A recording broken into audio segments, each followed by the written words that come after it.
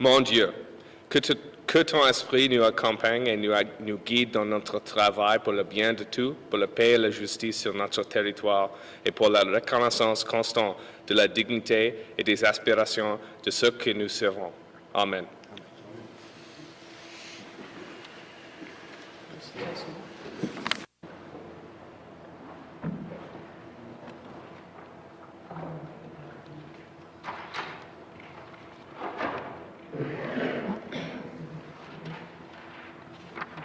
Good afternoon, members.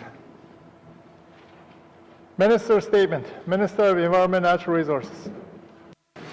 Thank you, Mr. Speaker.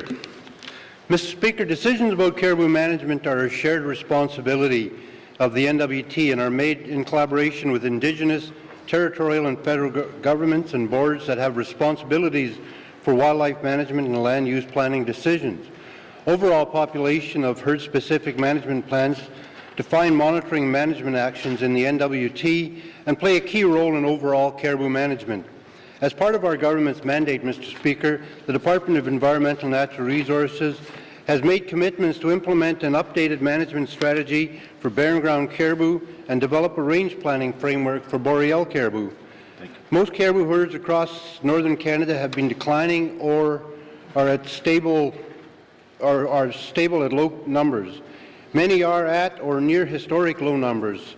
Mr. Speaker, boreal caribou are listed as a threatened species under both the Federal and Territorial Species at Risk Act.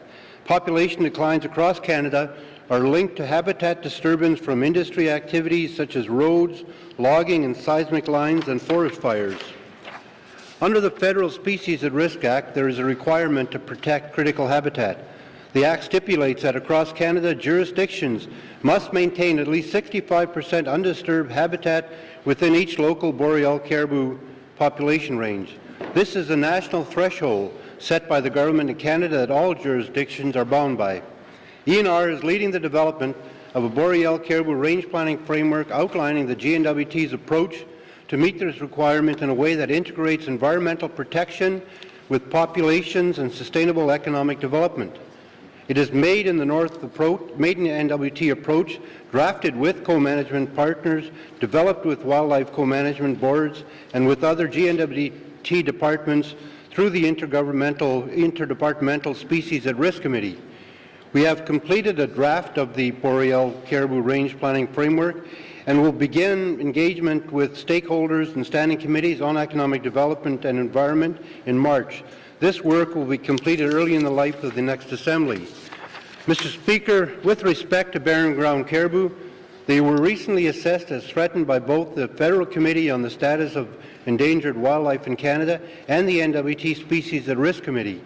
As required in legislation, ENR is currently conducting broad public engagement and consultation on whether barren ground caribou should be added to the N.W.T. list of species at risk. Building on the previous barren ground caribou management strategy from 2006 to 2010 and 2011-2015, an updated barren ground caribou management strategy for 2018 to 2022 is in draft form, and ENR is set to begin engagement and consultation this month with Indigenous government, co-management partners, stakeholders, Standing Committee on Economic Development and Environment, and the public. A final strategy is expected to be completed in the fall. Mr. Speaker, the GNWT has a history of cooperative work and relationship and partnerships with Indigenous government when it comes to wildlife management, something that contributes to a successful approach to Indigenous reconciliation that ensures Indigenous views and priorities are part of the government decision-making. Thank you, Mr. Speaker.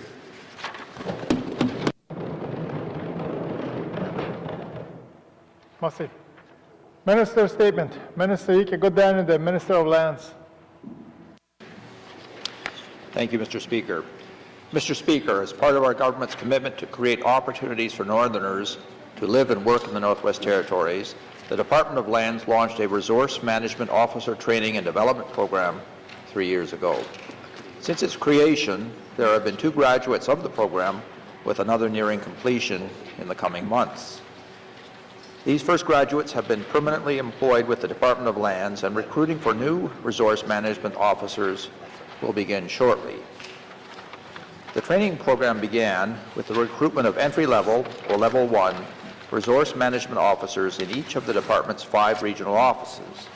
Participants completed courses through the Environment and Natural Resources Training Program offered at Aurora College, an orientation course to the Government of the Northwest Territories, as well as safety and on-the-job training. During this training period, these resource management officers are supported financially by the department. Through extensive training and mentorship, the incumbents increase their employability and essential skills for this position. Those who successfully complete the program are then qualified to be Level 2 resource management officers or inspectors with the Department of Lands. These resource management officer positions, along with other resource management and superintendent positions, open career paths for northern residents and succession planning opportunities for the Department of Lands. The program also supports our government's priority to foster skill development, training, and employability for residents in all of our communities. Our program is building on the programs offered at our post-secondary northern institutions, is exposing northerners to an exciting and rewarding career path, and is successfully graduating participants into positions with the Government of the Northwest Territories in communities throughout the territory. The Department of Lands relies on qualified inspectors to ensure responsible and sustainable development in the Northwest Territories. Their success in the field relies on a combination of education, practical experience, and land-based knowledge, as they carry out, on average, approximately 700 inspections annually throughout the territory. Mr. Speaker, this program is a success for the Department of Lands, for our residents, and for our government.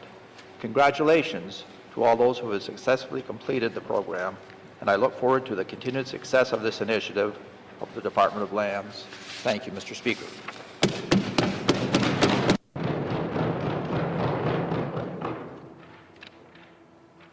Massey. Minister statements. Minister statements. Member statements. Member for Hay River North. Thank you, Mr. Speaker. Mr. Speaker, the problems surrounding procurement have been raised numerous times by numerous members of this House. Yet despite what we say, the Minister of Infrastructure insists that the N.W.T has a top-notch procurement policy. We've relayed our constituents' complaints about the policy to him on multiple occasions, but he continually insists that aside from 1 or 2 people, no one has issues with it. The implication is that we're fake news, Mr. Speaker. But we're not making this up. I've had half a dozen business owners and representatives in my office in Hay River discuss their concerns about procurement with me. I sat in on the manufacturing strategy consultations in Hay River and heard the concerns about procurement. I've met with multiple business owners in Yellowknife and have heard their concerns about procurement. I've met with representatives in the Beaufort Delta and heard their concerns. I heard the concerns coming out of the Day show, Mr. Speaker. Mr. Speaker, I can't understand how the minister doesn't hear the chorus of people from across the N.W.T who have serious concerns about the N.W.T's procurement practices.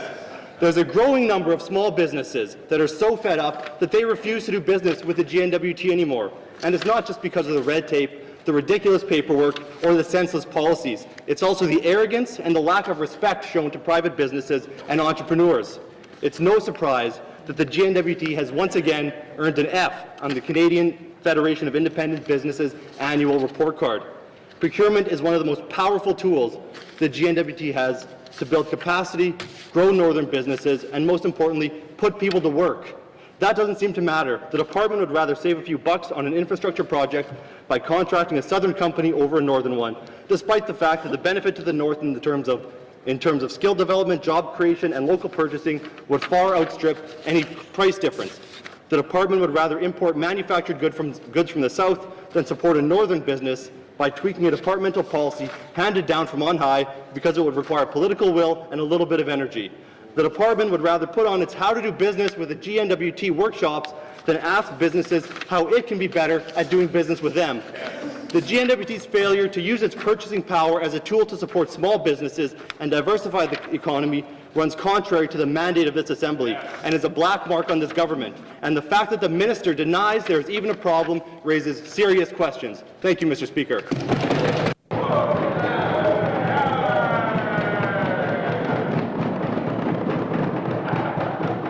Massey. Member statement. Member Ika Godana, Member Cam Lake.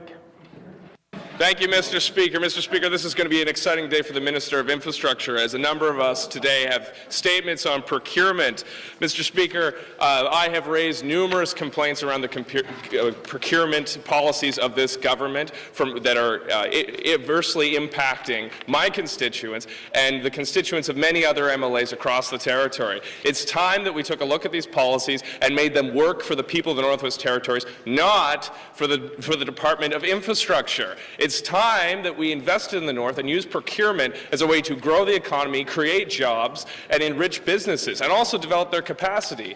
And this minister continues to ignore these requests from this side of the House. This minister continues to say there are no problems. How many problems do we need to bring to his doorstep until he'll take action?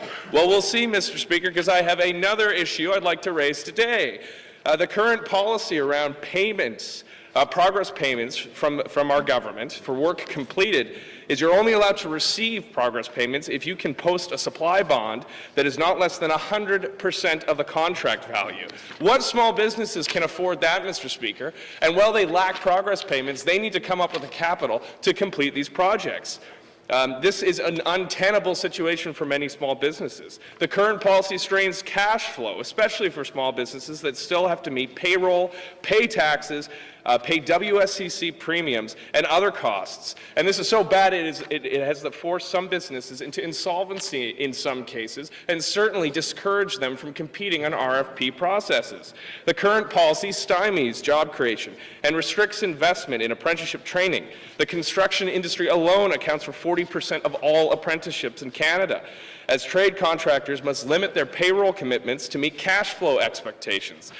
Late payment practices erode the level playing field, as those who maintain honorable practices are put at a disadvantage. These issues around payment are not secret, Mr. Speaker. They are well known to the minister, they are well known to the department, and they are well known to me and to other members of this House. It's time to stop sleeping at the wheel on procurement issues. It's time to turn procurement into an economic engine for the people of the Northwest Territories. Thank you, Mr. Speaker.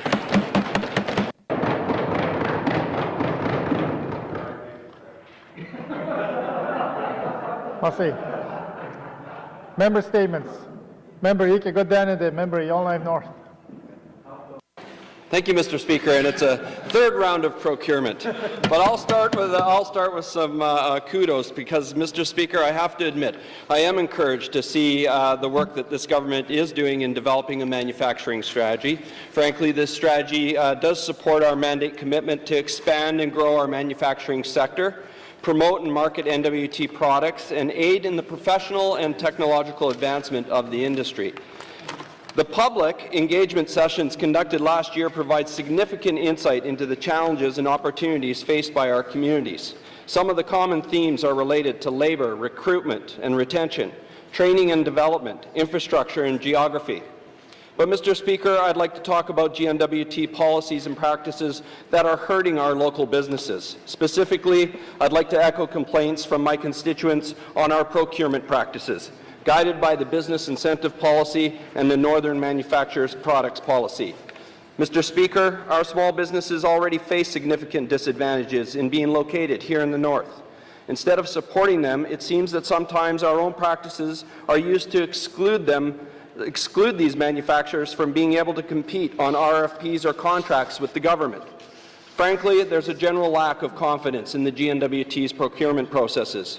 We've heard of some local companies that choose not to bid on RFPs because of adverse past experiences and the government's inability to address complaints about the process. Some businesses also stated that government actively seeks to change procurement requirements in order to skirt policies designed to promote northern businesses so that southern suppliers could be hired instead. Shame. Other concerns include the lack of policy enforcement, the numerous loopholes that detract from the intent of the policies, the disconnect between the business incentive policy and the northern manufacturing policy, since they are policies of different departments, and inflexibility in not allowing for progress payments on larger projects, as we've already heard.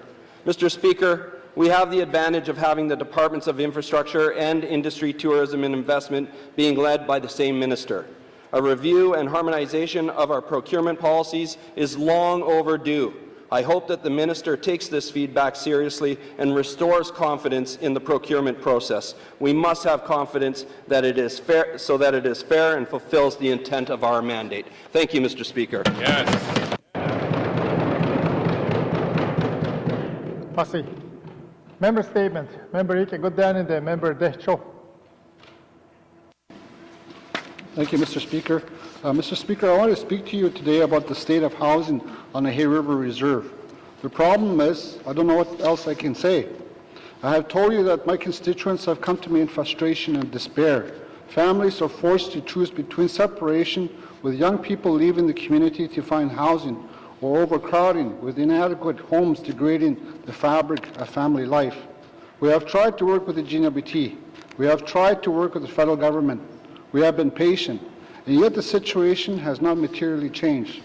At a constituency meeting in the Hay River Reserve last month, residents shared their concerns of overcrowding and their disappointment at the failure to progress on this file. I know the Minister is making an effort, Mr. Speaker, and I thank her for that. I know that dealing with the federal government on these units isn't easy. We're still waiting on 6 units, while the 10 units now under the Housing Corporation remain empty. This just isn't an administrative problem loading up on someone's desk in Yellowknife or Ottawa. This is far more than paperwork at stake. We are talking about people's lives, their dignity, and their rights as Indigenous people under Treaty 8 and the UN Declaration on the Rights of Indigenous People. It is 2018. Indigenous people need adequate housing. And while Canada and the N.W.T are becalmed in the seas of bureaucracy, both are failing to provide the leadership necessary to address this critical need. A handful of units, Mr. Speaker, that's all it would take to change the lives of residents of the Hay River Reserve forever. Surely that's not too much to ask. Merci, Mr. Speaker.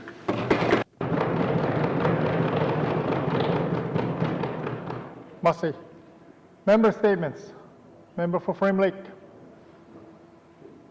Merci, Monsieur le Président. On January the 12th, 2018, Terra X Minerals announced that it had acquired the mineral rights at the old Ptarmigan mine for $5,000.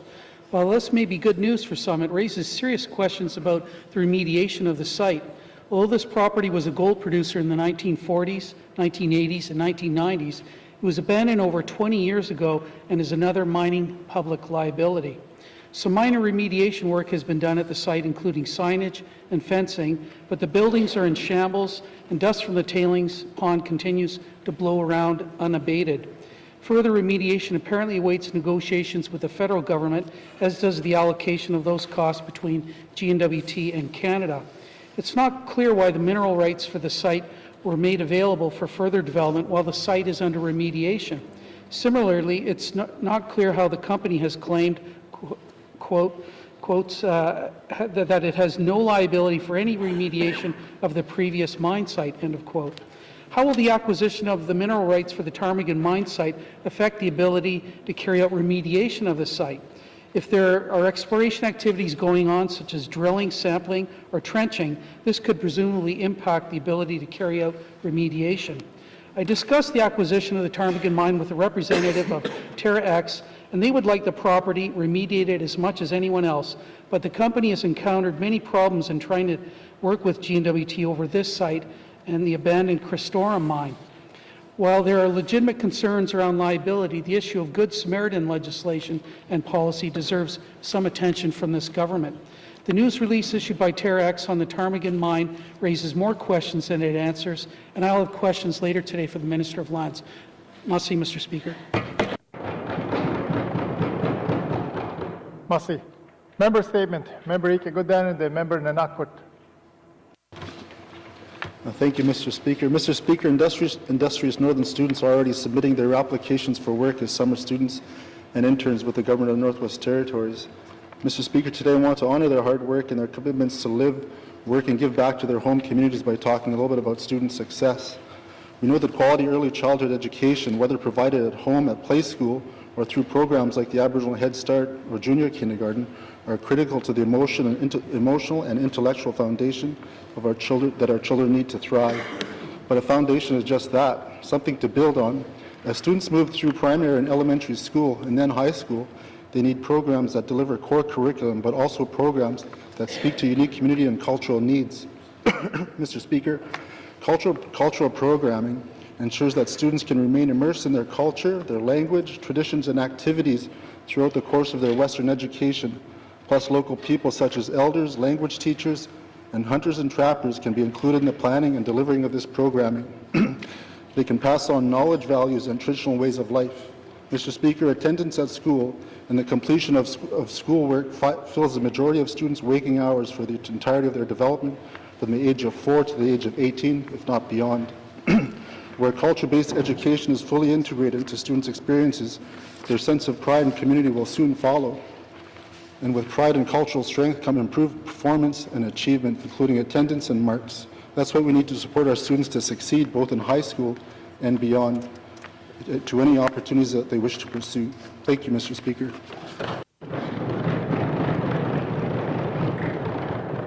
Merci. Member statements. Member for South 2. Merci, Mr. Speaker. I too will join the procurement train here and have questions later to the appropriate minister.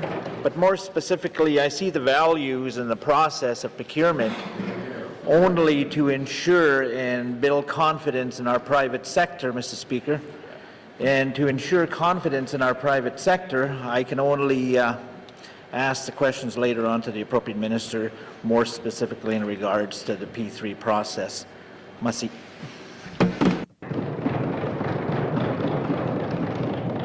Merci. Member statement. Member Ike Godan and the member Nehende. Thank you, Mr. Speaker. Mr. Speaker, today I read to inform you that Rita Kazan passed away on November 16, 2017. In talking with the family, I was told in typical Rita fashion, Rita was born in Edmonton on August 6, 1954. What the unique thing was, she and her family was visiting Canada from Germany. 4 years later, the family moved back to Canada via New York on a big ship, as they would say. She was raised in Leduc, Alberta until she was 17 years old. Then she moved to Yellowknife in 1972. That year, while attending school in Yellowknife, Ernest Kazan saw this very beautiful lady and said, "Wow, I need to get to know her." Unfortunately, he did not get that chance during that year. In 1974, fate would have it, Rita ended up moving to Fort Simpson, worked at the Nahanni Inn, where Ernest saw her again, and as he told me, here was a soulmate. On October 15, 1975, the two were married with a huge community celebration.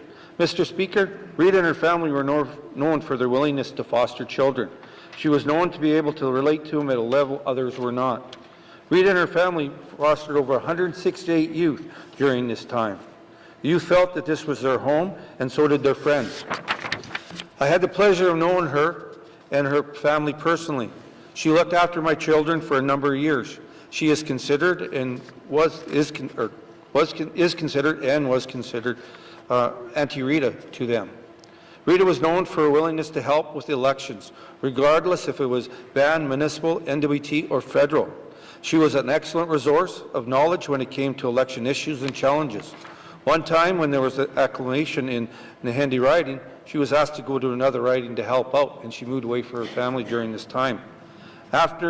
Even after retirement, she was called upon for help. She sat on local education authorities, community education councils, and the district education authorities to make sure that youth had a good commitment from adults in the riding. Rita was known for being part of the community. She was always volunteering her time for various events. During our ball tournaments, she was always keeping score and announcing the games. Ball players, umpires, and fans loved her humor and wisecracks. She was part of every tournament and will be sadly missed. Mr. Speaker, Rita was known about fairness. One time, 200 friends were in a store and noticed that produce was going bad. So they placed the food on the floor, and they were heard saying this food is not good enough for human consumption. Within a half hour, the store brought out the new produce and apologized. Rita was known for baking, especially during bazaars. She would have 5 to 10 tables full of her baking. Unfortunately for the family, nothing was left to go home. Luckily for Ernest, she would come home and bake some bread or buns for her love. Mr. Speaker, the family would like to thank Stanton Hospital, Fort Simpson Medical Travel, Medical First Nations, Fort Simpson Métis Local, Fort Simpson High Performance Soccer, Fort Simpson Ambulance and Fire Department, and Dr. Hubert for all the support during her sickness and during this family's difficult time. Ritis is survived by her husband, 2 sons, daughter, and 2 grandchildren and a grandson. The service will be later this month. She will be sadly missed. Thank you, Mr. Speaker. Merci. Our condolences to the family as well. Member statements.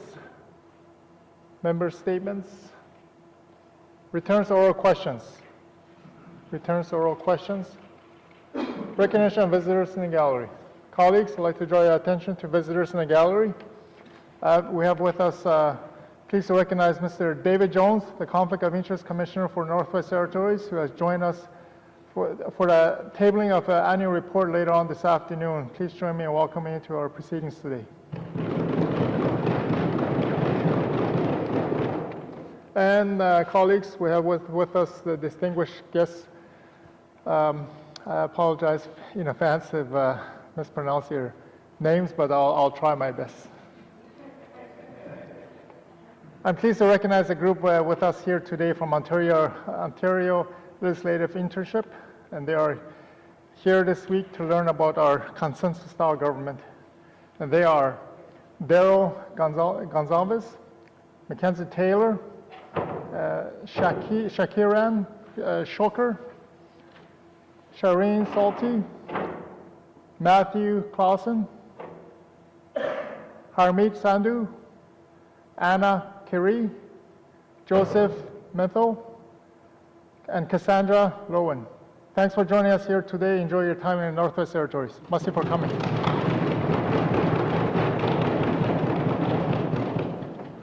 Recognition of visitors in gallery. Member for Yellowknife South. Mr. Speaker, today I'm pleased to recognize the following people from Denehua in the gallery today. They are authors of We Are One Mind, Perspectives from Emerging Indigenous Leaders on the Arctic Policy Framework, a document that I will be tabling later today. Nina Larson, Kayla Kakwi-Scott, Mandy McDonald, and Denise Naki-Ko. Thank you, Mr. Speaker.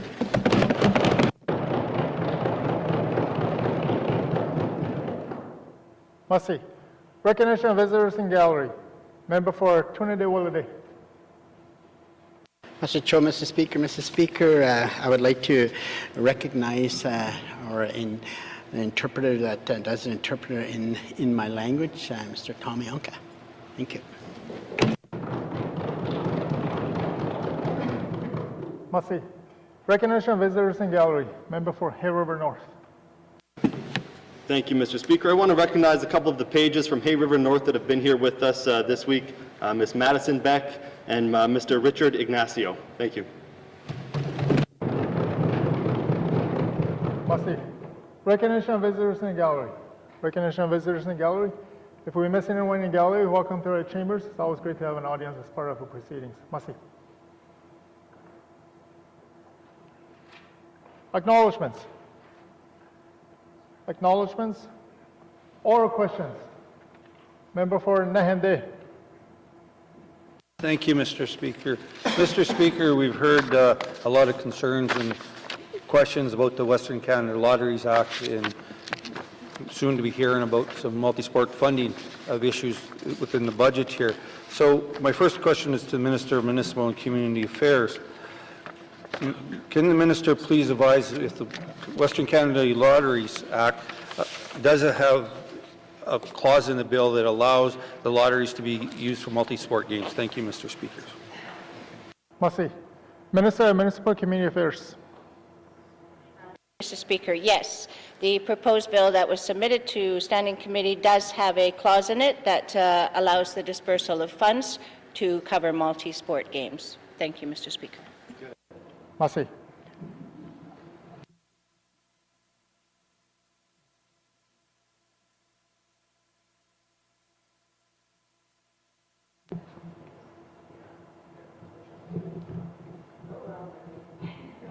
Just a friendly reminder to members that this bill is before Standing Committee.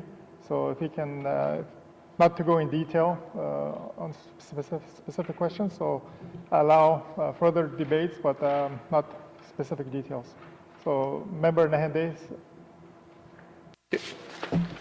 We'll work on it.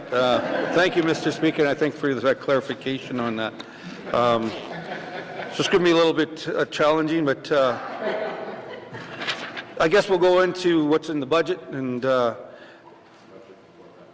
budget's before the House too. Oh well, here we go. What's the intention of the department? Yeah, what is the intention in the budget with the bill in adding this multi-sport games funding to the bill? Can you answer that question? Thank you, Mr. Speaker. Minister of Municipal Community Affairs. Am I allowed to answer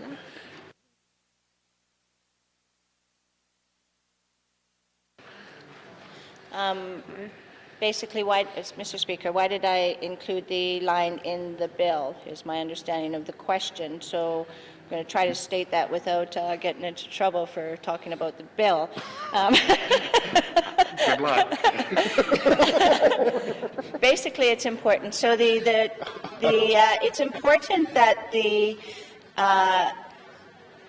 I'm struggling to not talk about the bill. It's important, Mr. Speaker, that all of the monies that is obtained through the lottery fund is protected and that we can actually use it for sports and recreation, which was the intent of that funding. So I am proposing that we would maintain that as we have historically done, and that we would do that in the future.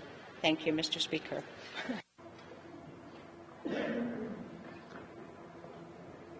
Okay, merci. Oral question, Tada Kasi Member Nahende. Thank you, Mr. Speaker. Mr. Speaker, and I thank the Minister for that answer. As we navigate on some difficult grounds here, can the Minister please tell us how much money the Department of Municipal and Community Affairs put into acceleration funding, excluding salaries? Thank you, Mr. Speaker. Merci. Minister of Municipal Community Affairs. Thank you, Mr. Speaker. Currently, the Department of Municipal and Community Affairs provides $8.3 million for sport and recreation programs. That includes $4.7 million from the Western Canada Lottery Fund revenues and $3.6 million from the government of the N.W.T operations funding for municipal and community affairs. Thank you, Mr. Speaker. Merci. Oral question, Nundida Kasi Member Nahende. Thank you, Mr. Speaker, and I thank that Minister for the answer. And I guess $4.7 million is on taxpayers that actually play the lottery, so I appreciate that's where the money's coming from. So can the Minister actually give us a breakdown of the $3.6 million on where this money is actually spent and allocated? Is it in salaries? Is it programs? Or what variety of programs is this program money accounted for? Thank you, Mr. Speaker. Merci. Minister of Municipal Community Affairs. Thank you, Mr. Speaker. To divide down the actual monies from what we spend on actually supporting youth and taking part in sports activities from what we pay staff is a process that would take some time. If the member would like, he can either present a written question or he can come to my office and submit, and I can provide him that information. Thank you, Mr. Speaker. Merci. Again, just like to remind members, refrain from asking questions when the bill is before standing committee. Merci. Oral question, Hikada the member Decho. Thank you, Mr. Speaker. Mr. Speaker, my questions are to the Minister responsible for the Northwest Territories Housing Corporation. As I have asked before, will the Minister advise the House on the progress that has been made on the 10 units that have had land tenure? When will these homes be available for occupancy? Merci. Minister of N.W.T Housing Corporation. Thank you, Mr. Speaker. Currently, the properties, the 10 units that we're talking about, 3 of them are occupied and 7 need repairs. We have actually met with the Chief Fabian January 19th. Actually, my department went down to talk to him, and there's a couple of things we're doing with it. So it's really exciting. Like I had stated many times in this House, each community has different needs when it comes to housing. So we're looking at community by community housing plans. Part of that was working with Chief Fabian. So with the 10 public housing units that are on reserve land, there's always been some issue with land tenure. So we've got that straightened out. But what we're also doing is we're moving forward. So we're actually working with the Chief to actually look at how we can provide employment in his community. So he's going to be providing us a proposal to do a training program so he can train residents on the reserve to do the renovations, and a proposal so that he can maintain the public housing units. That will meet not only the housing needs of the community, but also address some of the employment concerns and the economic development that they have in that community. Thank you, Mr. Speaker. Merci. Oral question, the DAY10 member DAY10.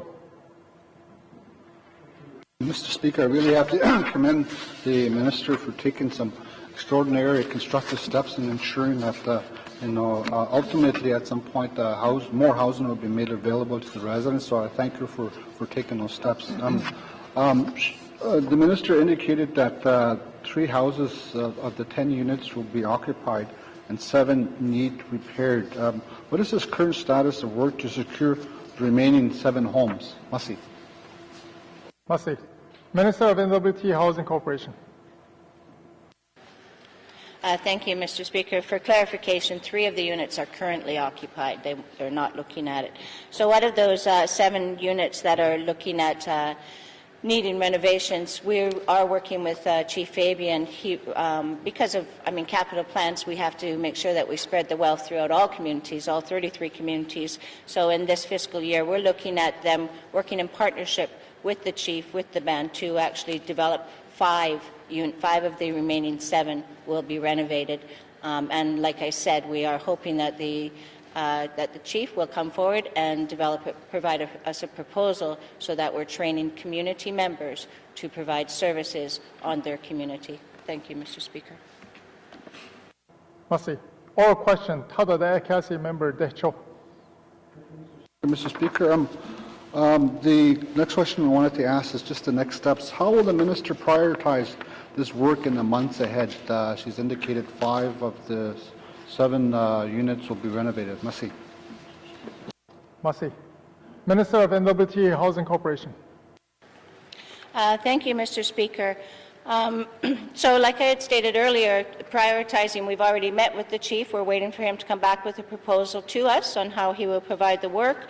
I should also state that there are 6 other homes on the reserve that have sat empty for over a decade. It's a sin, Mr. Speaker. And the reason they've sat empty is because of land tenure. It's always been an issue that the land belonged to the federal government, and so we couldn't get it. And these buildings were new, sitting empty with people needing homes.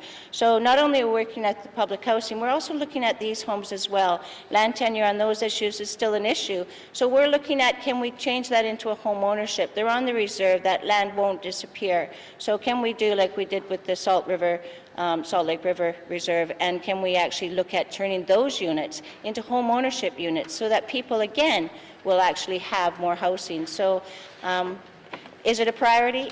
Definitely, Mr. Speaker. Every single community and their housing needs is a priority, and we will continue to work hard with every single community to address their housing needs. Thank you, Mr. Speaker. Merci.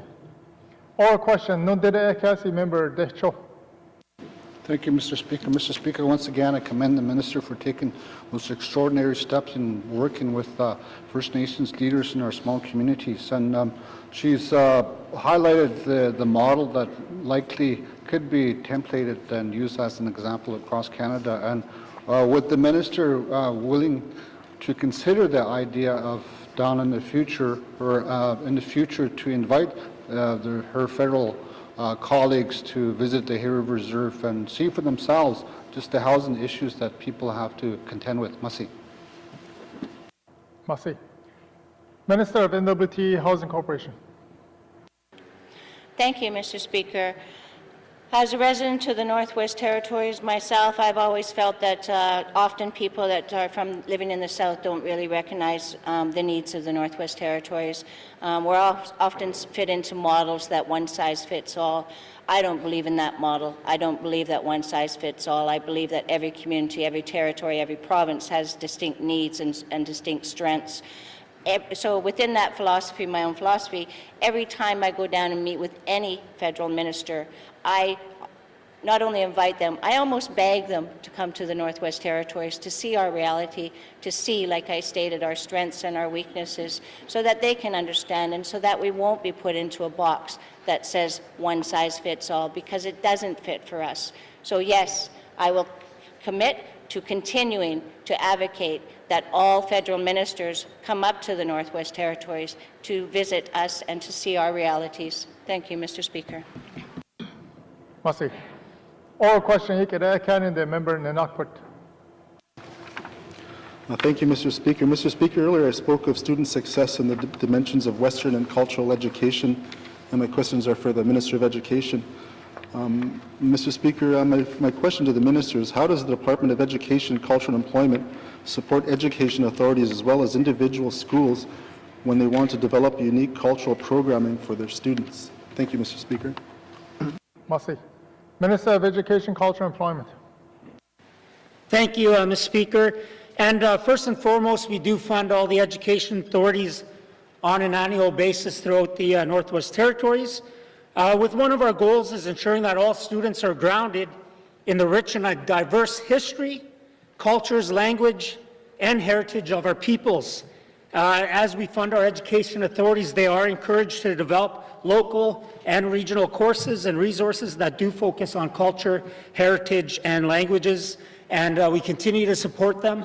One other way we do that is through elders in the schools, and not only our students but our teachers as well. Teachers have the opportunity to develop and participate in cultural orientation days, and furthermore to our support for teachers that work with our students throughout the N.W.T, that they go through an orientation during our New to the North conference on a yearly basis, as well as the work that we do with the N.W.T Teachers Association around professional development. Thank you, Mr. Speaker. Merci. Oral question, the Kidder member in N.W.T. Thank you, Mr. Speaker. That's a good piece of information. Mr. Speaker, I understand the Department is working on revisions to the Aboriginal Language and Culture-Based Education Directive. I would like to get a status from the Minister on that. Thank you, Mr. Speaker. Merci. Minister of Education, Culture and Employment. Thank you, Mr. Speaker. And in the 18th Assembly mandate, the N.W.T did commit to implementing a renewed directive to strengthen the role of schools in supporting Indigenous language development and cultural programming, as well as the TRC's call to actions that address supporting the development of culturally appropriate curricula and the protection of the rights of Indigenous languages, including the teaching of Indigenous languages, and we are well into that.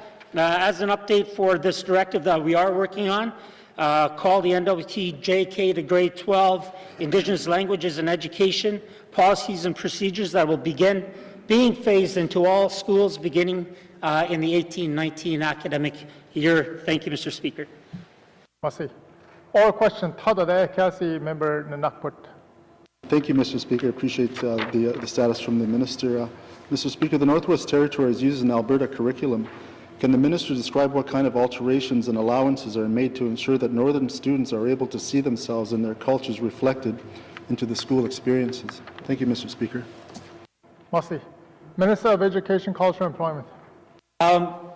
Yes, thank you, Mr. Speaker. As I mentioned earlier, we are very big on supporting culture, heritage, languages in our schools, and support our education authorities to deliver these programs. We've made some improvements as elders in the schools, and that's been working very well. We continue to work with Alberta, as you mentioned. As I mentioned in the House, we have really great partnerships with the Minister of Education from Alberta. We are currently on participating in working groups on the renewal of the Alberta curriculum that will help them promote culture and Indigenous languages in their school, but promote how we learn here as Northerners in the N.W.T. We have Northern Studies 10 that's reflective of education, our way of life in the Northwest Territories, as well as Northern Studies 20 that we're currently developing. Thank you, Mr. Speaker. Merci. Oral question. Nundere Kasi, member Nanakwit. Thank you, Mr. Speaker. I appreciate the response there. Mr. Speaker, my last set of questions, I asked the minister for a tow, and I didn't get that. But, Mr. Speaker, I'd like to...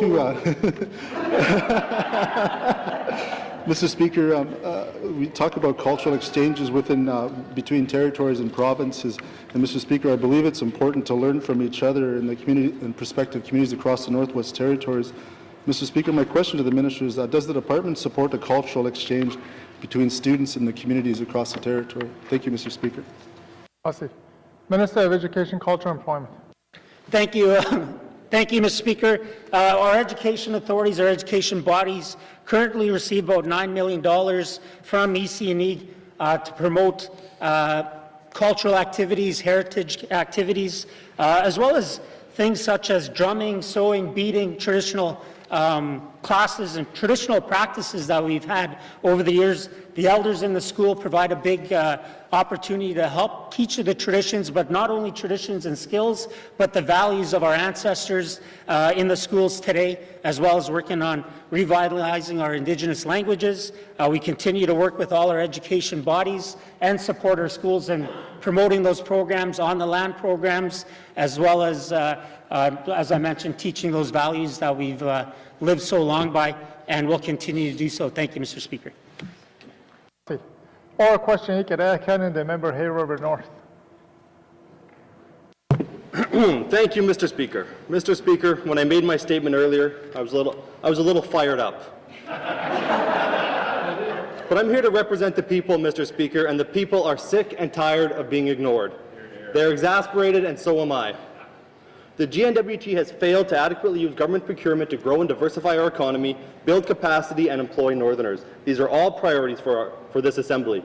They can be found in the mandate that we all agreed to, even the Minister. I'm not sure if our statements today convinced the Minister that there are issues with the practices of his department, but admitting you have a problem is the first step in fixing it. So will the Minister admit that the concerns we've raised are valid and that there are problems with infrastructure's procurement practices? Thank you.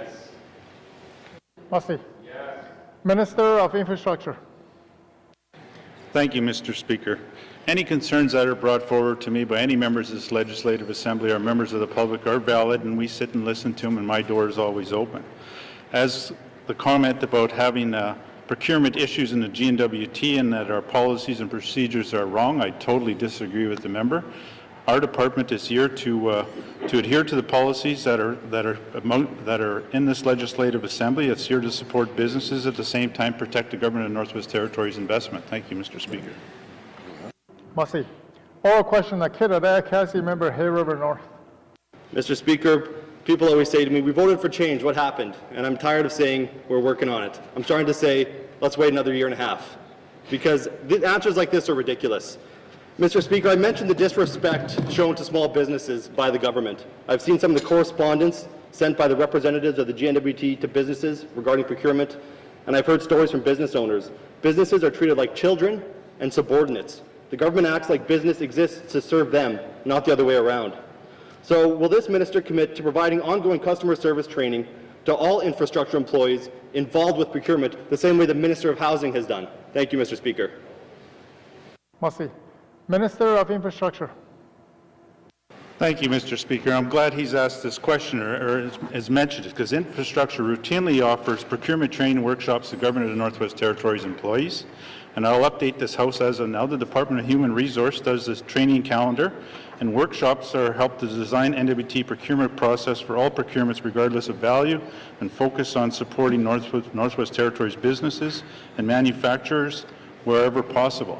Up to date this year, we've had, since April 1st of 2017, the Department has delivered 48 procurement training workshops with over 450 GNWT's employees participated in this, and that's not even counting the workshops that are within our department alone. Thank you, Mr. Speaker.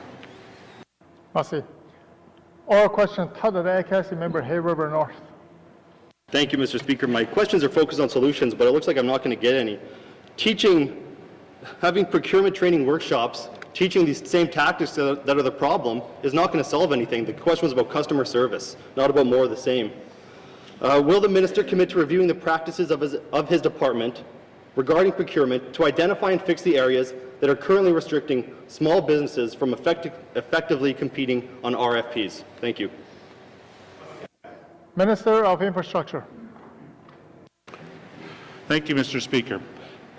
As I've said, the department is very supportive of northern businesses, and we have to adhere to the policies that are here, and we are here to support and protect the northern purse as well. But at the same time, the department has also come out with a community engagement process for RFPs. This is to engage the proponent, the criteria around used to credit available around the community engagement process, along with the BIP process, to have policies for local and northern labor and material and goods purchases in the Northwest Territories. And under this community engagement criteria, this is what we use to help demonstrate that we're supporting the local economy in the Northwest Territories, and we will continue to do so. Thank you, Mr. Speaker. Merci. Oral question, Nundere Kasi, member Hay River North. Thank you, Mr. Speaker. I'm just going to forgo the rest of my questions and say, and I know the minister can't offer opinions, but you know what? It's the government. Maybe there's a policy about it. What would it take for the department to realize that there is a problem? Thank you, Mr. Speaker. Minister of Infrastructure. Thank you, Mr. Speaker. As I've said in this House many times, and I will say it to everyone across the room here, I don't have a problem saying it. Last time I said in this House, we had 2 or 3 people that came to me directly about complaints about the procurement system. Since I've last stood in this House and said the exact same thing, I may have had 1 person come to me. I do not have a problem with the procurement system within the government of the Northwest Territories, and I will not review the policy. Thank you, Mr. Speaker. Merci. Oral question, Hikada Cannon, the member Cam Lake. Thank you, Mr. Speaker. Mr. Speaker, my colleague, my honourable friend, the member from Hay River North, talked about the N.W.T. I have less of an issue with the policies that our public service has to follow and more with the government. So I want to ask the Premier today if he will direct his cabinet to do a comprehensive reform of procurement, an all-of-government approach. Will the Premier commit to doing that? Thank you. Merci. The Honourable Premier. Thank you, Mr. Speaker. I've been in government a long time. I've probably been through about 6 reviews of the business incentive policy, and every time we brought it forward, there's been no changes because everybody sees the business incentive policy as the best government policy ever written. Thank you, Mr. Speaker.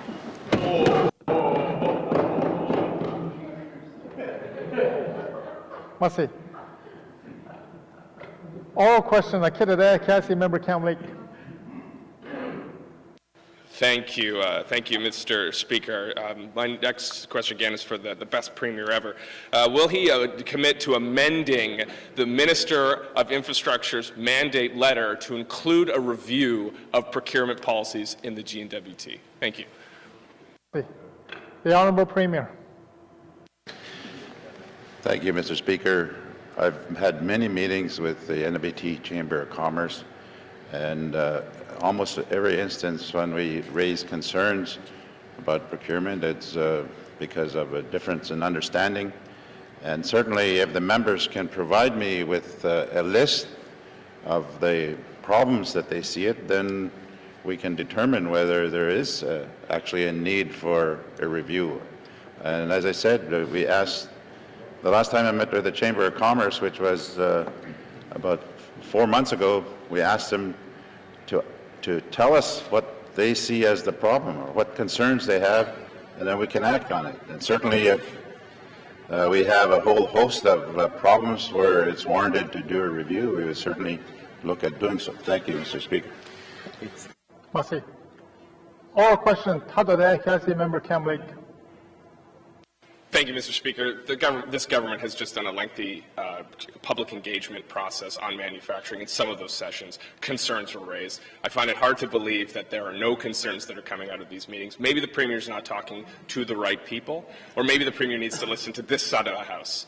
So will the Premier commit to honor or to look at the recommendations of the Standing Committee of Government of Economic Development and Environment that recommended procurement reform or an evaluation of procurement policies? Will he look at that recommendation, accept it, and make it part of this government? Thank you. The Honourable Premier. Thank you, Mr. Speaker. I'd be pleased to do so if somebody would tell me what the problem was. Is it a service problem? It's been suggested that our employees are not providing the necessary service to businesses. If that's the problem, then we can look at educating our employees further, which we seem to be doing a lot of. If it's the policy problem, well, tell us what the problems are, then we can determine. I mean, working for the government, I like doing reviews, but I mean, I want to have a reason for doing it. So, thank you, Mr. Speaker. Merci. Oral question. No data cast member Cam Lake. Mr. Speaker, I don't know how many more member statements that I need to make or my honourable friends need to make before the Premier will listen to what we're saying and address those issues. So, to the issue of progress payments, will the Premier direct his minister to fix that problem, to ensure progress payments don't require bonds and that they can move forward to support small businesses? Thank you, Mr. Speaker. The Honourable Premier. Thank you, Mr. Speaker. I'll be prepared to look at that, but obviously we've gotten to a lot of issues with with the fact that we need to protect the government's investments, and if we make progress payments without the necessary securities, then it might put us in a difficult situation. But certainly, now that the member has raised it, certainly, even though I don't know if it's a committee concern, I'm prepared to look at that. Thank you, Mr. Speaker. Merci. Oral question. Ikeda Cannon, the member Tuna de Willade. Thank you, Mr. Speaker. Mr. Speaker, yesterday I made a member statement on the doctors and how the N.W.T people had only 45% of the residents in Northwest Territories had regular doctors. Explained the problems with that, while the rest of Canada is averaging over 80%. So I'd like to ask the Minister if he can tell this House if the department is still trying to hire doctors to live in the Northwest Territories. Thank you. Merci. Minister of Health and Social Service. Thank you, Mr. Speaker. Mr. Speaker, we are committed to trying to fill all of our physician positions with local practitioners rather than locum practitioners. We run about a 23.6% vacancy, and we continue to recruit pretty much all the time, and that's both for the GPs and for the specialists. We do recognize that it is a challenge. We are trying to do a few things differently that will hopefully help us improve some of our numbers.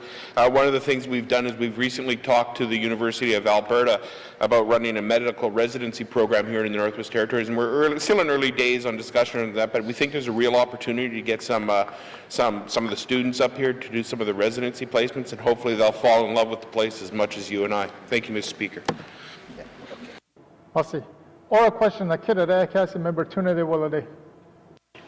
Thank you, Mr. Speaker. That is good news about the residents. Mr. Speaker, I'd like to ask the Minister if the Minister can tell us if the communities of Hay River, Fort Smith, Simpson, Betchico, Norman, Wellston, and Nuvik have local doctors. What is the percentage of local doctors that are the vacancy rate in those communities? Thank you. Merci. Minister of Health and Social Service. Mr. Speaker, we have most of the positions filled in Yellowknife. We do still need some locums to cover time off, sick time, annual time, those types of things. And people do come and go, so there is turnover in Yellowknife as well. Beaufort Delta up in Inuvik right now, we're pretty fully staffed. I believe there's 5 physicians out of 5 up there on a permanent basis, but any one of them could leave at any time, so we must continue to recruit even when positions are filled, just to keep the awareness up. When it comes to Norman Wells, Fort Smith, and Simpson, we have reoccurring locums, so individuals who come back on a regular basis, but they're not permanently residing. When they're not there, we do have to rely on other short-term locums. We continue to recruit in those areas as well. Hopefully, when we open the Norman Wells Health Centre, hopefully that might be a bit of a draw for somebody. who might want to come and be part of that new facility. We'll continue to recruit at the same time. And in Hay River, we have, I think it's 3 permanent physicians now, but some of them I think are already at a percentage of a full FTE. So we still have some locums there as well. We will continue to do everything we can to promote this beautiful territory, the great jobs that are here, and an opportunity to come and work with our residents from across the territory. Thank you, Mr. Speaker. Merci. Oral question, Tada Dayakasi, Member Tuna de Wolude. Thank you, Mr. Speaker. Mr. Speaker, I'd like to ask the Minister if there are any doctors living in Yellowknife that do most of their practicing in one of the other communities I mentioned in my previous question. Thank you. Merci. Minister of Health and Social Service. Yes, Mr. Speaker, we've moved to a single medical system here in the Northwest Territories, even though we have individuals located in different communities. And we do have physicians who will travel to other communities. Some of our communities, as the member's aware, don't have permanent physicians, some of our smaller, more rural communities. So doctors will travel to those communities, but not just doctors. We have community health nurses who are advanced practice specialists who have additional training. They can do things like suturing, some level of diagnosis based on formulary and other work, and we have other professionals come out as well. But yes, doctors do travel to communities throughout the Northwest Territories. Merci. Oral question, Nundere Kasi, Member Tuna de Wolude. Thank you, Mr. Speaker. Mr. Speaker, I'd like to ask the Minister if there is an actual plan to be rolled out, and the plan I guess I'm referring to is that I don't know what it's called, but I'm kind of calling it a territorial doctors pool. Is there an actual plan where I know that when we try to hire doctors, some doctors want to live in the small communities because the services for their children and services for our children are just not in the small communities, but Yellowknife can provide almost all the services. So if there's a plan where we need to, as opposed to using locums, if there's an actual plan to build a territorial doctors pool here in Yellowknife that will actually work like maybe half-time in Hay River as an example, or half-time in another community. Thank you. Merci. Minister of Health and Social Service. Thank you, Mr. Speaker. Mr. Speaker, that is actually one exact model that has been discussed previously, and we have explored it. And we do have some of our physicians who can go out and provide time in other locations. There has been talk about expanding the pool in Yellowknife so that we can do that coverage rather than rely on locums. We still have trouble recruiting physicians. So we continue to try to figure out how to move that roll that forward. In the meantime, we continue to provide that distance care. One of the things that many of the doctors have approached us on, as well as practitioners throughout the system, and we've looked at other systems, is some changes to our primary health care model, to change it more to a team-based approach where there's groups of physicians, nurses, social workers, counselors that are working together in teams of pockets who can provide coverage and care to different groups throughout the Northwest Territories. It's a model similar to the one that was put in place in one of the Indigenous health authorities in Alaska. So we're looking at that right now to see how that might be something that we can roll out. Since we've moved forward with health transformation, now is a logical time for us to look at this more comprehensive build upon primary health care to provide overall collaborative, integrated, team-based care to residents of the Northwest Territories. So that pool would fall in there, Mr. Speaker.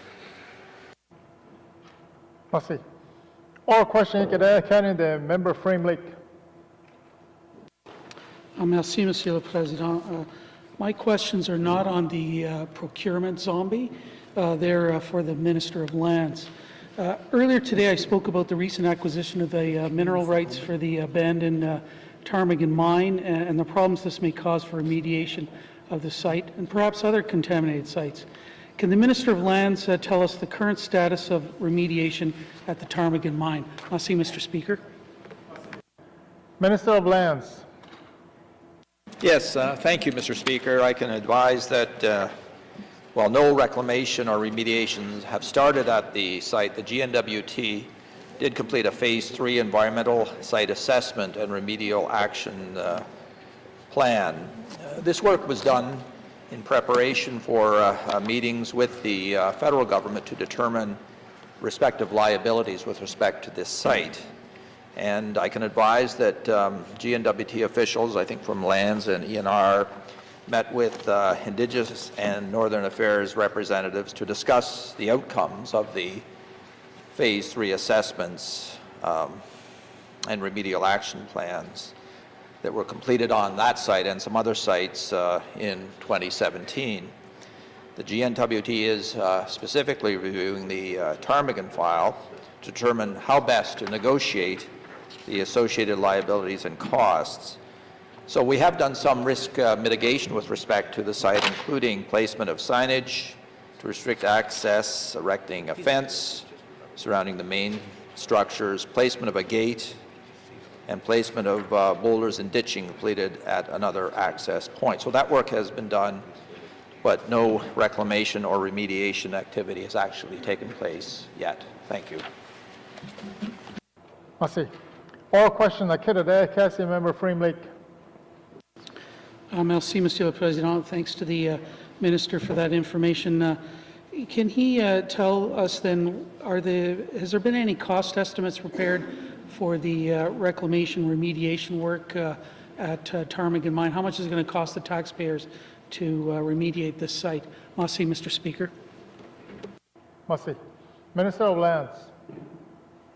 Yes, thank you, Mr. Speaker. I can advise that we are still in negotiations with respect to that matter, the situation as to who will be responsible for the liabilities. And I believe that I did correspond with the member opposite, and an estimate for the Ptarmigan mine remediation outlined a cost in excess of $4 million. Thank you. Merci. Oral question, Tadadeh member Freem Lake. Merci, Monsieur le Président. Again, I'd like to thank the Minister for that information. It's not clear how TerraX was able to acquire the mineral rights for the Ptarmigan mine while it's under remediation, but this would seem to complicate these efforts, as exploration may interfere with the need to restrict access to the site. Drilling and sampling and trenching, that could disturb tailings covers, revegetation efforts, and so on. So I'd like to know from the Minister, does GNWT and or the federal government, for that matter, withdraw the mineral rights for sites that are under remediation, such as the Ptarmigan mine site, and if not, why not? Merci, Mr. Speaker. Merci. Minister of Lands. Yes, Mr. Speaker. With respect to the site referenced by the member opposite, the Ptarmigan site, mineral rights were issued prior to devolution by Indian and Northern Affairs was responsible for subsurface rights and tenure. And I understand that under the devolution agreement, our government has to respect existing interests at the time of devolution, including mineral interests that existed at the Ptarmigan site. Thank you. Merci. Oral question, Nodere member Freem Lake. Merci, Monsieur le Président. Appreciate the answer from the Minister.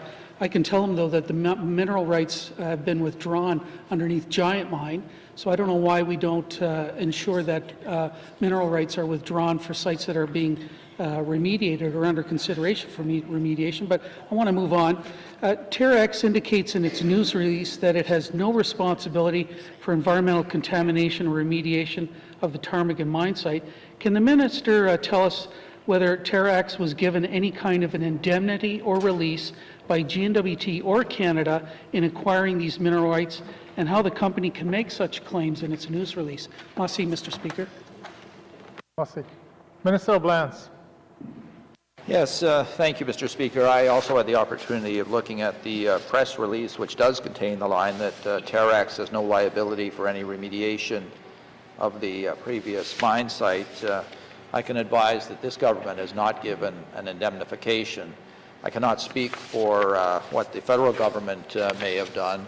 I do know, however, that press releases by public companies have to be very careful in their assertions, and all I can say again is that we did not indemnify them with respect to those liabilities. Thank you.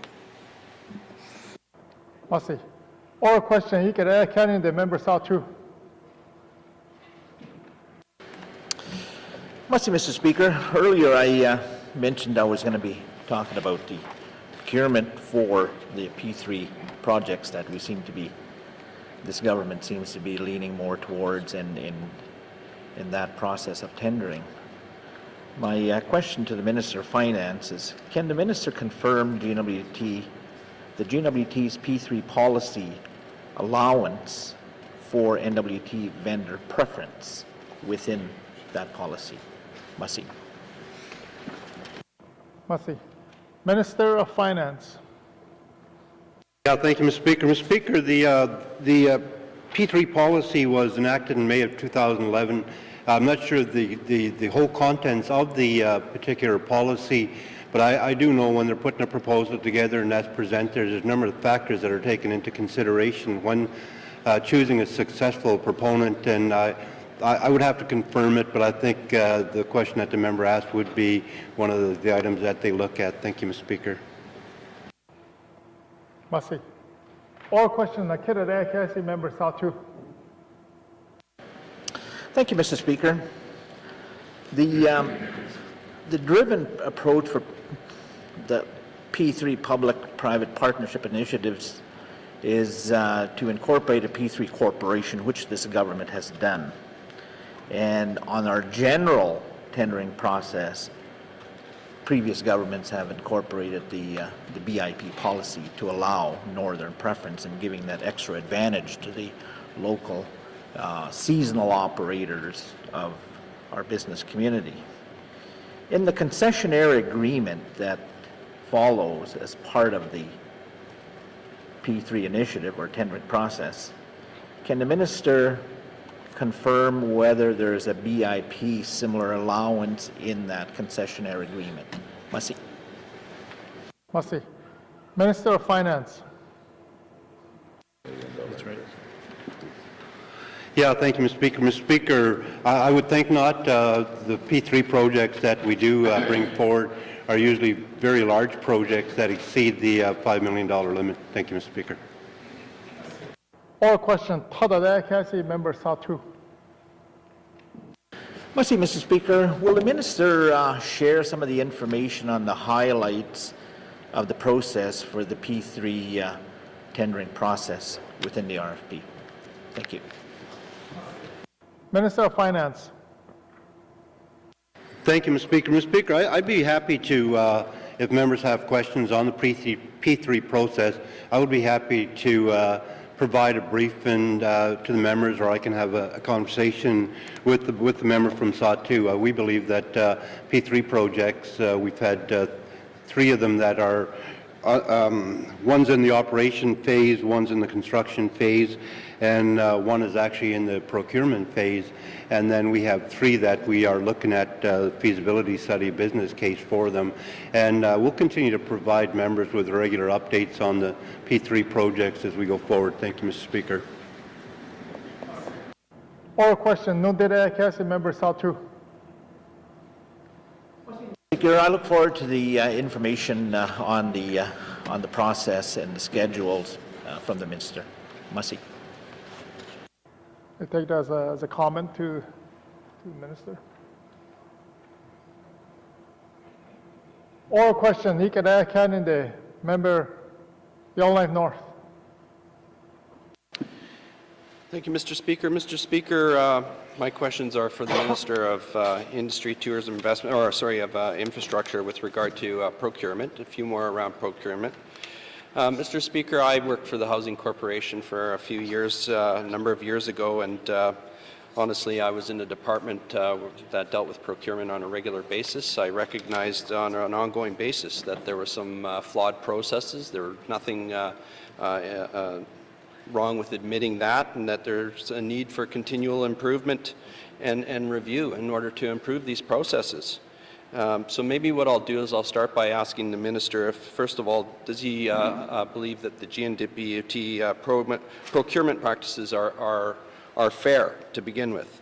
Or better yet, what practices does the GNWT incorporate to make sure that our procurement policies are fair? Thank you, Mr. Speaker. Minister of Infrastructure. Thank you, Mr. Speaker. As the Premier said earlier today, they believe this is one of the best policies we have in the Government of Northwest Territories, and that's BIP. That's one of the first ones in the procurement process that helps Northerners be able to participate in a way that recognizes the high cost of operating in the Northwest Territories and being here.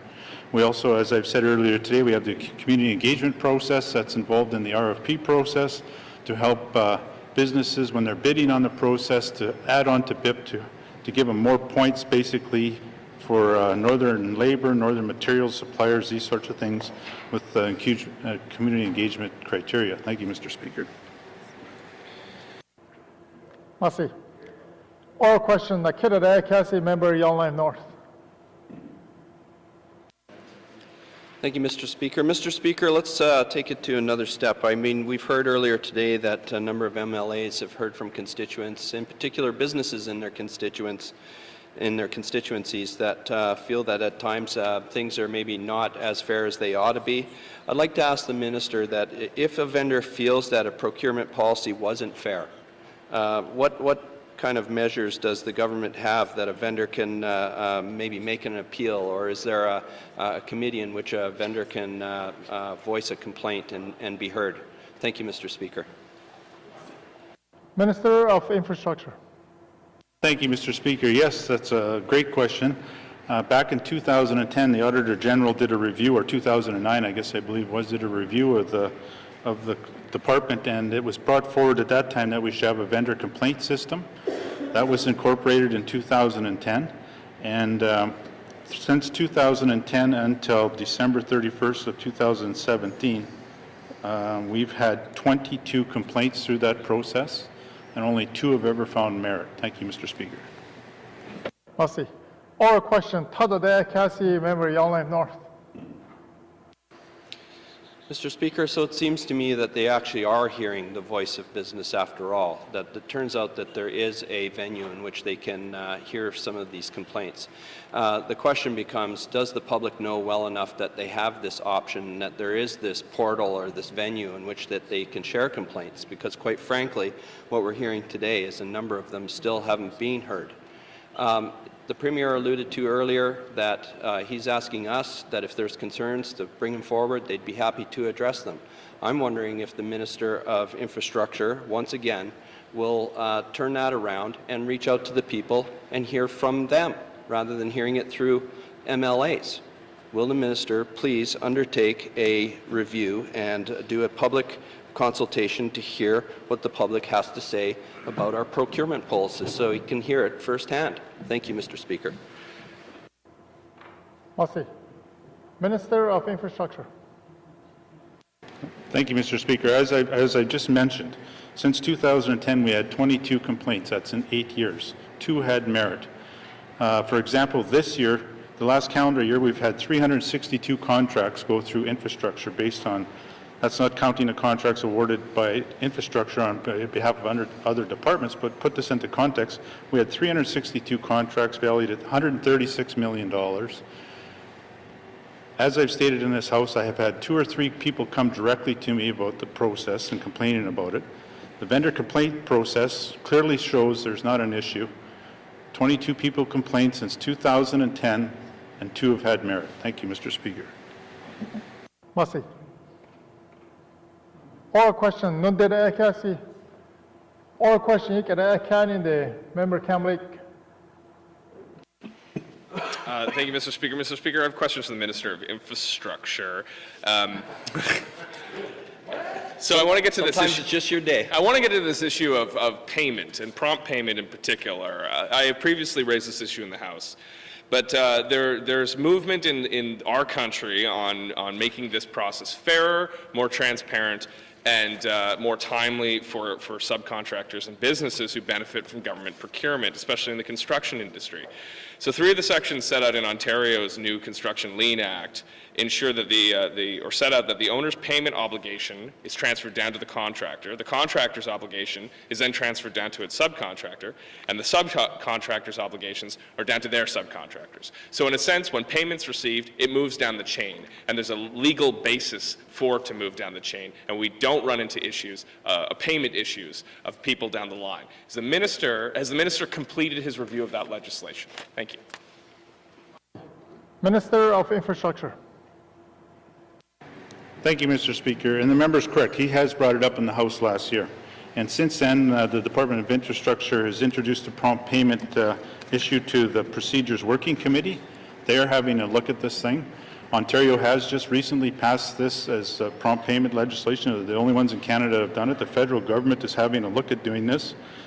We're continuing to monitor both of them moving forward. But at the same time, we've also reached out to the Construction Association of the Northwest Territories on prompt payment issues, and they have never got back to us on an issue, if it's an issue. Thank you, Mr. Speaker. Merci. Oral question, Akira Cassie, Member Cam Lake. Thank you, Mr. Speaker. Mr. Speaker, I have a constituent who is a subcontractor and did not receive payment from a government contract. So it is an issue. I can tell the minister that it is an issue, and I'll give him the full details when we're out of the chamber. The Government of Canada is doing more than looking at it. There's a bill called the Canada Prompt Payment Act, currently in first reading. Is the minister willing to develop a legislative proposal and to share that proposal with the Standing Committee so we can get to work on prompt payment legislation here in the Northwest Territories? Thank you. Minister of Infrastructure. Thank you, Mr. Speaker. As I've stated, we've put this to the working committee. I've reached out to the Northern Construction Association. Based on one person, again, am I willing to make legislation? Possibly.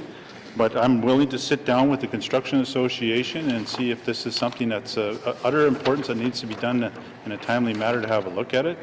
But as of right now, with one person, I'm not ready to move on legislation. Thank you, Mr. Speaker. Merci. Oral question, Tata Cassie, Member Cam Lake. Thank you, Mr. Speaker. So when you combine prompt payment issues with progress payment issues, with all of these payment issues, it seems that there's a payment problem. So again, will the minister, I'll put it this way, should I as a private member bring forward a bill that would support a prompt payment regime, would the government be in a position to support that legislation so we can get some work done in this House? Merci. Minister of Infrastructure. Thank you, Mr. Speaker. I can't control if the member wants to bring a private member's bill forward. I've said we've recognized this. We've reached out to the Northern Construction Association. We're monitoring what Ontario is doing. The federal government is pushing theirs through their House.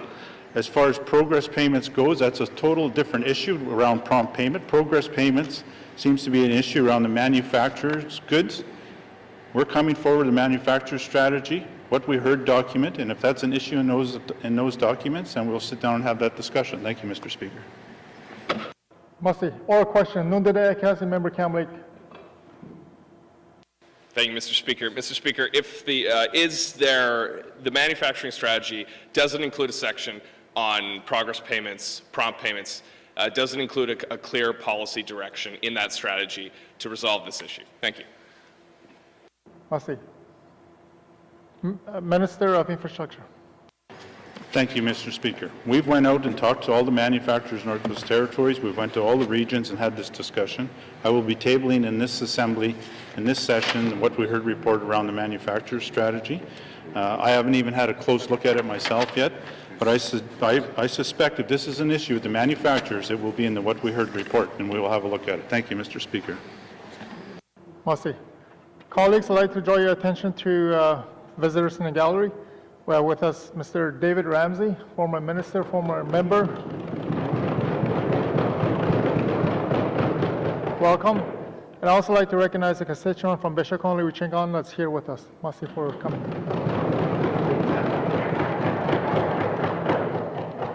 Oral question. Member Nahende. Thank you, Mr. Speaker. Mr. Speaker, today I was asking questions of the Minister of Municipal and Community Affairs, and I'd like to follow up with some follow-up questions in there. In the 2017-18 budget, can the Minister advise how much money the Department has given to municipal governments for recreation, and if the money differs from community to community? Thank you, Mr. Speaker. Minister of Municipal Community Affairs. Thank you, Mr. Speaker. Yes, the money does differ between communities. So in the last, in the budget, we had $825,000 in sports and recreation funding that we annually give to the community governments. And depending on the community size, etc., they range between $15,000 and $85,000 in sports and recreation funding annually. Thank you, Mr. Speaker. Merci. Oral question, Nakira Kasi, member Nehende. Mr. Speaker, the minister talked about $8.3 million into the recreation fund, 4.7 from Western Lotteries and 3.6 from the other areas. So can the minister advise, does the department consider programs such as Youth Corp, Youth Contribution, and Youth Center as the program for recreation funding? Thank you, Mr. Speaker. Minister of Municipal Community Affairs. Mr. Speaker, no. The department doesn't consider funding provided through the youth programs as sports and recreation funding. Those are treated as separate budgets and have separate program delivery. Thank you, Mr. Speaker. Oral question, Tadada Kasi, member Nehende.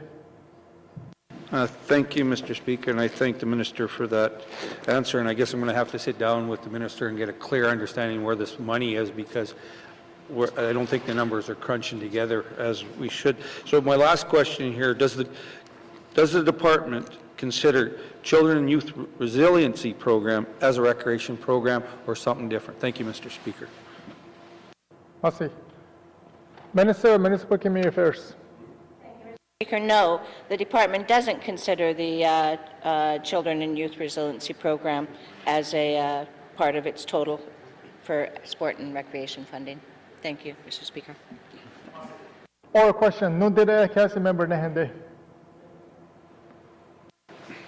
Oral question, member Tunde Willade. Mr. Speaker. Mr. Speaker, I have questions for the Minister of the N.W.T. Housing Corporation on the procurement of their projects. Mr. Speaker, I'd like to ask the Minister of the N.W.T. Housing Corporation uses BIP. Thank you. Merci. Minister of N.W.T. Housing Corporation. Thank you, Mr. Speaker. Yes, the N.W.T. Housing Corporation does use the BIP process as well. Thank you, Mr. Speaker. Question, Nakira Kasi, member Tunde Willade. Mr. Speaker, in my community of Fort Resolution, there are many very highly skilled individuals that can build houses, do all kinds of things. An example is in most big projects in the community, like the health center, that was just recently completed, and I think they had one or possibly two people from outside the community and the entire health center was built. But they can't seem to get to work on the houses. Most of the housing projects go to outside members from outside the community. They come in just because there are some people having difficulty getting BIP or some liability insurance and so on. Would the minister consider using a contribution agreement with a local organization, whether it be the Hamlet, the band, the Métis, using contribution agreements to deliver projects to the community members in Fort Resolution? Thank you. Minister of N.W.T. Housing Corporation. Thank you, Mr. Speaker. So the Northwest Territories Housing Corporation does try to work with communities. We do try to support local labor. Sometimes, though, the proposals that come in are just not doable. Their bids are actually not reasonable. And so sometimes we do have to go outside of the community. We do try to stay within the Northwest Territories, though. So again, we do try to support communities as much as possible. We will look at negotiated contracts under the negotiated contract policy to actually help communities to build up their capacity, not for large corporations that have been in business for many, many years, but for organizations that are trying to get a head start. Thank you, Mr. Speaker. Merci. Oral question, Tadada Kasi, member Tunde Willade. Thank you, Mr. Speaker. Mr. Speaker, I'm just asking for a, not a negotiated contract rather, but something a little bit different, something that's probably common and doable with the Housing Corporation is to sign a contribution agreement with a community, whether it be the N.W.T. Housing Corporation's own agency, the For Resolution Housing Authority, or the BAN or the MATE or anything. A contribution agreement it's kind of twofold. First, it's going to create employment for the local people, and secondly, it's going to actually get the projects done and for the community. There's just when it goes to a neighboring community, then a contractor will make 2 trips in, and then the money's gone. So I'd like to ask the minister if she would take a closer look at the system of having the money flow through a contribution agreement with a local organization. Thank you. Local work for local. Merci. Minister of N.W.T. Housing Corporation. Thank you, Mr. Speaker. As stated, we do try to support local labor whenever possible. Sometimes it's not doable. But we have committed. I mean, we do learn from previous mistakes. We're trying to better the programs so that people have better access to housing, better work experiences. So there are some things we're doing. We're doing a community initiative program that works with Aboriginal and municipal governments in partnership to deal with issues on in their community. Everybody having something in the pot. We are looking at individual community plans, such as we've done with Fort Good Hope, was one of our first ones actually. And so within that community, we're looking at their needs specifically and how we can work better. The Hay River Reserve, we're working with Chief Fabian to see how we can support labor in his community because they haven't had a chance. We worked with Salt River First Nations to develop housing needs. So we are trying to work with the communities as best as possible, but recognizing that sometimes we can't support local labor if they come in. If I have a 2-bedroom housing unit, which I did one time that I put out for tender, and the bids were coming in at over $1 million, I can't accept that, Mr. Speaker. So they have to be reasonable. I want to be reasonable, but I also need people to be reasonable. Thank you, Mr. Speaker. Oral question. Member Tunde. Thank you, Mr. Speaker. We have very reasonable people in for resolution. Mr. Speaker, I know that the Housing Corporation has a method in which they can do contribution agreements. Now, the minister is correct that they're moving in that direction, and we're not talking about bidding on houses, unreasonable bids, bids to lose contracts. I'm not talking about those. I'm actually talking about mostly elders in the community that are homeowners, that where they need help, and when they go in with the size of the project that the Housing Corporation has to offer, it usually takes 2 small trips in from a contractor from outside the community, and the money's gone. So then the elder has to wait 1 more year in order to then apply again. And they see that as unreasonable, actually. So I'd like to ask the minister if the minister would work with me to work with the communities, not only for resolution, I represent 4 communities, to work with me to see if a contribution method would be a way that we could get the projects completed for the elders in the riding of Tuneda-Willowday. Thank you. Merci. Minister of N.W.T. Housing Corporation. Thank you, Mr. Speaker. I agree. It's totally unreasonable that people that are homeowners, and not only that, are people that can't access services. I heard a story once that when I first started that somebody had applied in one of the smaller communities, and it may have been the Honourable MLA's communities, that applied for some repair programs, and we gave them a grant of $10,000. By the time they paid for their contractor to come in, stay in their community, they got a kitchen sink for $10,000, Mr. Speaker. That is not okay, and that is not reasonable. So in order to address that within a reasonable way, I have changed the program, Mr. Speaker, so that if we do give people a $10,000 grant, the contractor's costs are outside of that $10,000. So the $10,000 will be put directly into services so that the next time I won't hear that their kitchen sink cost $10,000. Thank you, Mr. Speaker. Merci. Time for oral question has expired. Member Nahende. Mr. Speaker, I seek unanimous consent to return to the orders of the day, point number 5, recognition of visitors in the gallery. Thank you, Mr. Speaker. Members seeking unanimous consent to return to item number 5 on orders of the day. Are there any nays? There are no nays. You may proceed. Thank you, Mr. Speaker. Mr. Speaker, like to recognize my oldest son, not my favorite son, my oldest son. As he says all the time, it's my favorite son, but I have to correct that. I'd like to recognize my son, Gordon Thompson, into the Assembly today. Thank you, Mr. Speaker.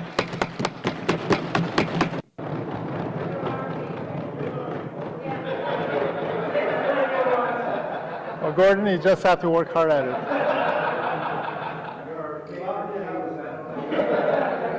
Recognition of visitors in gallery. Member for Yellowknife North.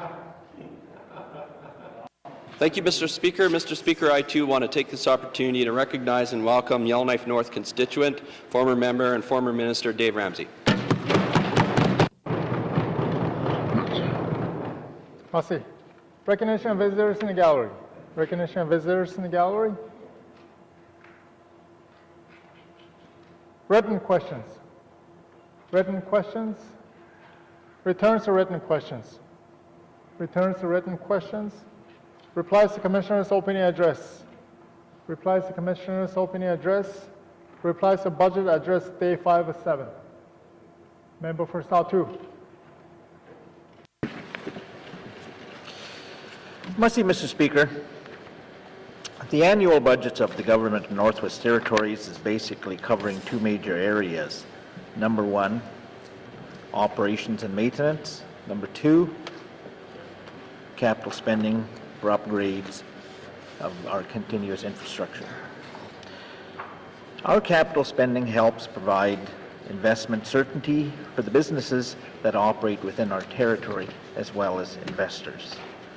The government in the Northwest Territories continues to face many challenges with aging infrastructure, aging assets, building new infrastructure, modernizing our regulatory systems, unforeseen expenditures resulting from the impacts of climate change.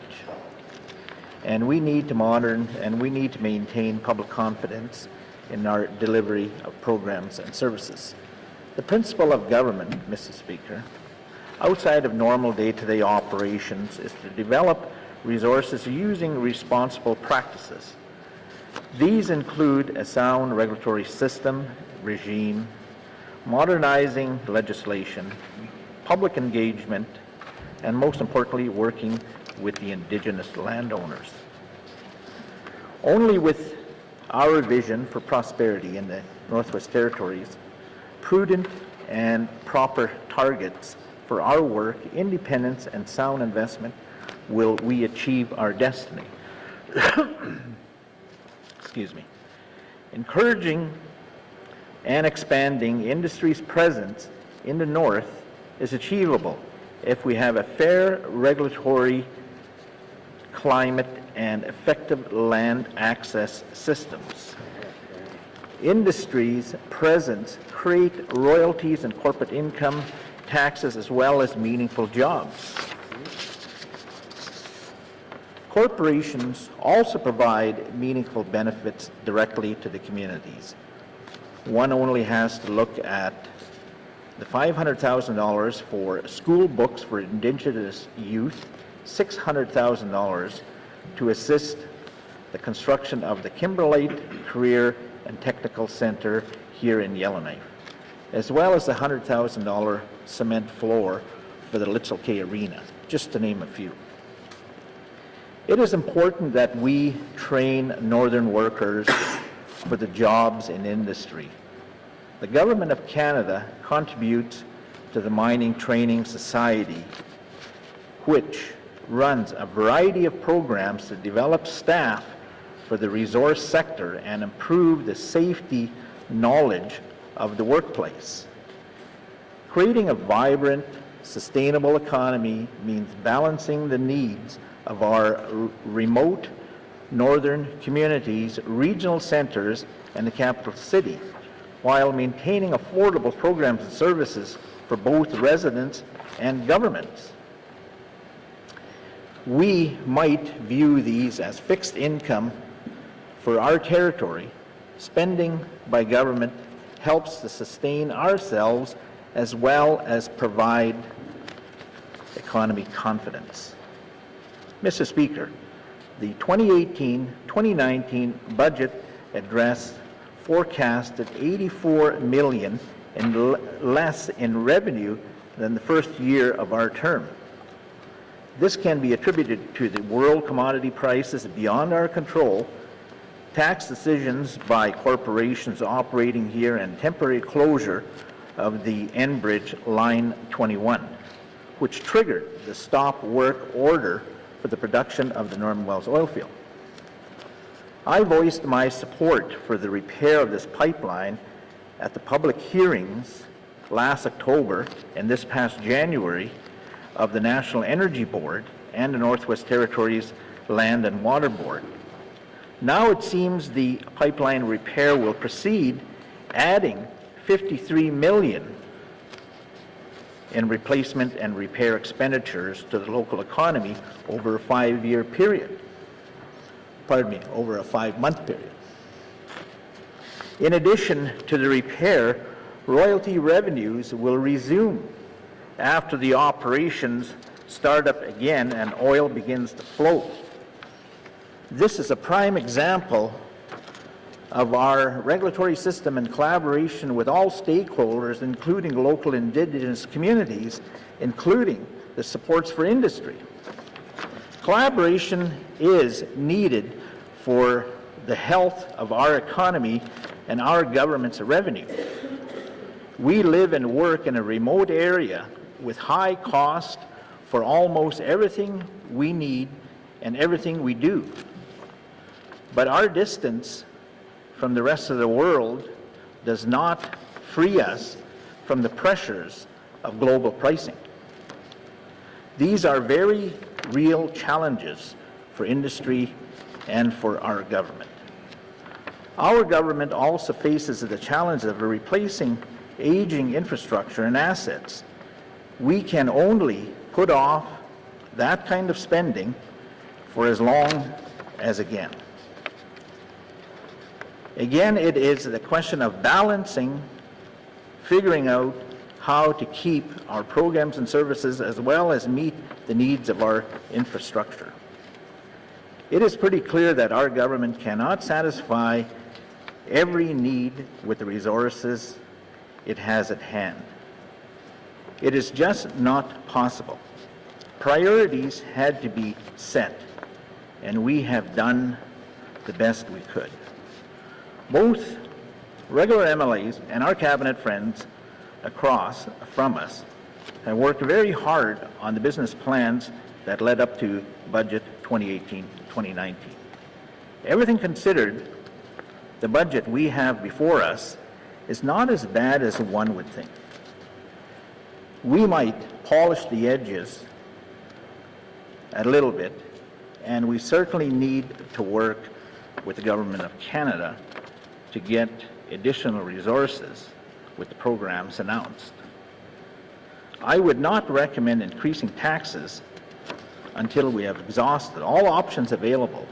It would only discourage the small northern communities which are struggling to meet the day-to-day challenges of growth as well as looking after their families. Merci, Mr. Speaker.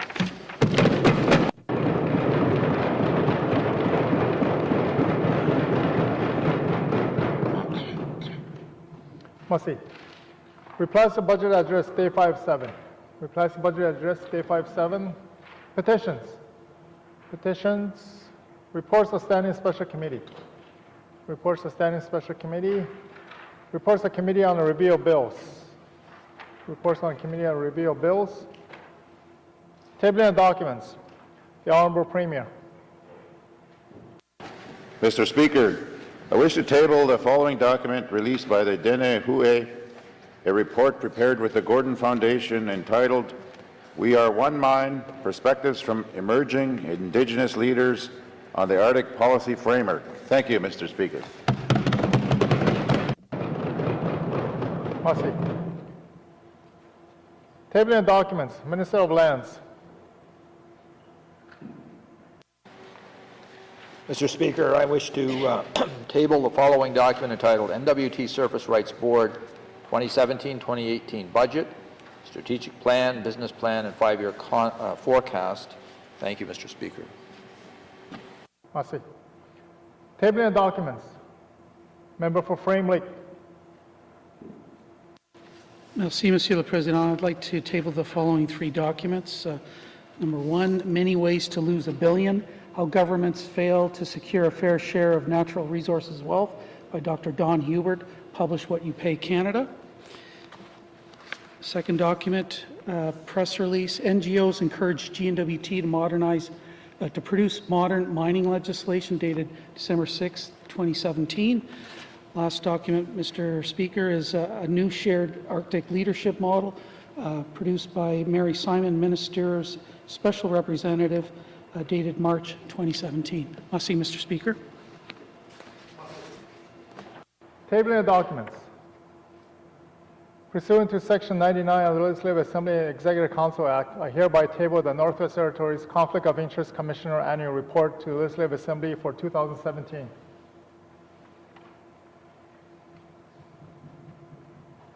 Notices of motion. Notices of motion. Notices of motion for first reading of bills. Notices of motion for first reading of bills.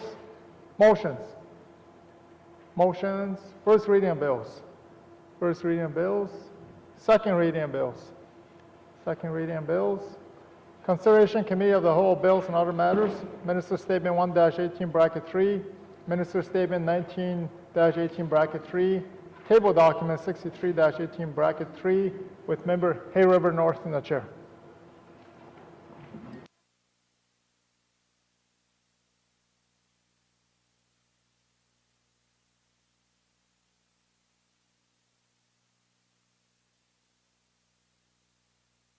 We'll now call Committee of the Whole to order. What is the wish of committee? Mr. Testart.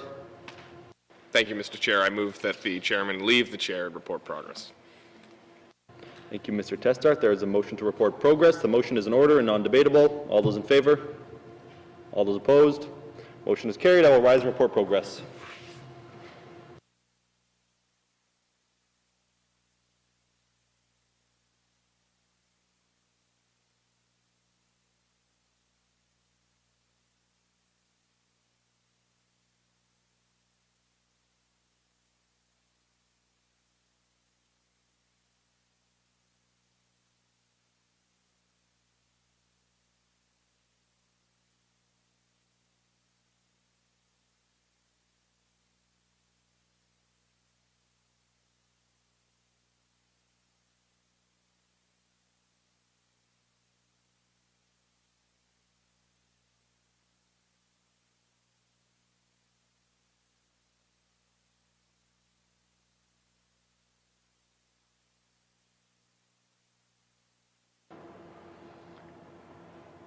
May I have the report, member Hay River North? Mr. Speaker, your committee has been considering Minister Statement 1-18 brackets 3 North Slave Correctional Complex inmate concerns, Minister Statement 19-18 brackets 3 Aurora College Foundational Review Process, tabled document 63-18 brackets 3 main estimates 2018-2019. I would like to report progress, and Mr. Speaker, I move that the report of the Committee of the Whole be concurred with. Do I have a seconder? Member for Deschaux. Motion's in order. All those in favor? All those opposed? Motion carried. Massey. Third reading of bills. Third reading of bills. Mr. Clerk, orders of the day. Orders of the day for Thursday, February 15th, 2018, 1:30 p.m. Prayer, minister statements, member statements, returns to oral questions, recognition of visitors in the gallery, acknowledgements, oral questions, written questions, returns to written questions, replies to Commissioner's opening address, replies to budget address, day 6 of 7, petitions, reports of standing and special committees, reports of committees on the review of bills, tabling of documents, notices of motion for first reading of bills, motions, motion number 9-18-3, first reading of bills, second reading of bills, consideration in committee of the whole of bills and other matters, Minister Statement 1-18-3, Minister Statement 19-18-3, Table document 63-183, report of committee of the whole, third reading of bills, orders of the day. Mr. Clerk, this House stands adjourned till Thursday, February 15, 2018, 1:30 p.m.